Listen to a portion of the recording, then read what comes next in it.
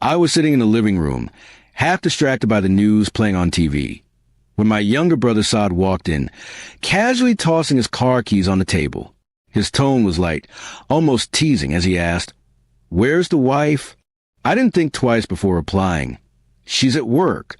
It was the usual excuse, one I'd said so many times it had become automatic. But this time, his face didn't match his tone. He didn't smile. Instead, he paused for a moment and looked at me with something strange in his eyes before saying, "No, she's not." I turned toward him fully, the air suddenly heavier in the room. "What do you mean?" I asked, trying to keep my voice calm, though my stomach had already started to twist. He opened his phone, tapped a few times, and held it out to me. My heart pounded as I looked at the screen. It was a photo, taken today. I could tell by the timestamp. My wife, Hina, wasn't at work.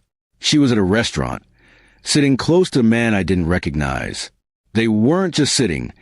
They were laughing, leaning in, her hand on his arm. Intimate. I stared at the photo for what felt like forever. My hands were cold, and my body felt numb. I didn't know what to say. Saad sat down next to me and gently said, "I wasn't trying to hurt you by... I thought you should know." I nodded, not even hearing my own voice when I said, "Thank you." Inside, my heart cracked a little more with each second that passed. That night, I waited for Hina to come home. I couldn't confront her right away. I didn't have the strength. She walked in just before 10, claiming a late meeting had run over.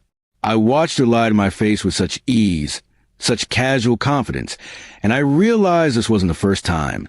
It was just the first time I had proof. I nodded, forced a smile, and offered her dinner. She declined, saying she was tired. I watched her walk away, not realizing how far apart we had already grown.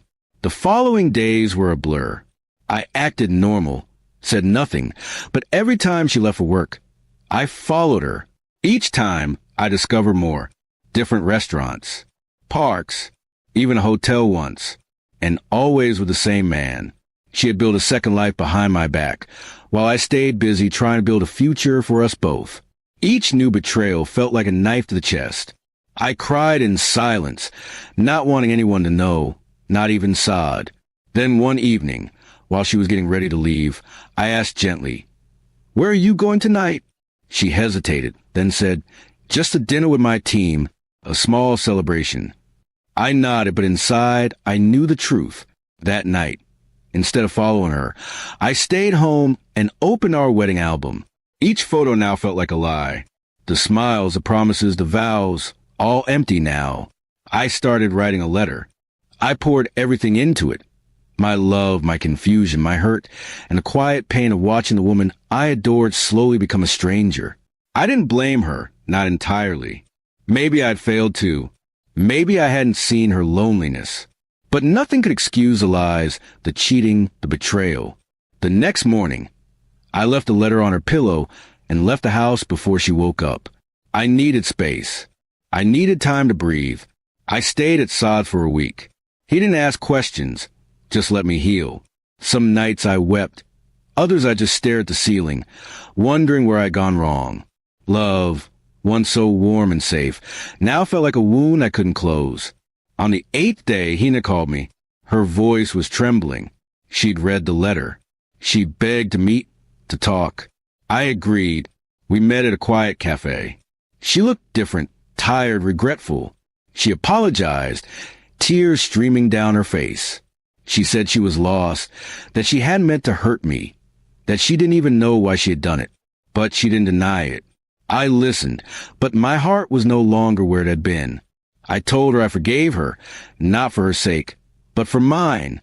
I couldn't carry the weight of hate, but I also told her I couldn't stay in a marriage built on lies. Her silence said it all. She knew it too. We parted that day with no promises, no fights, just a heavy silence of something broken beyond repair. I walked away, tears blurring my vision, but my heart a little lighter, because I finally stopped pretending everything was okay. And in that pain, I found a strange kind of peace.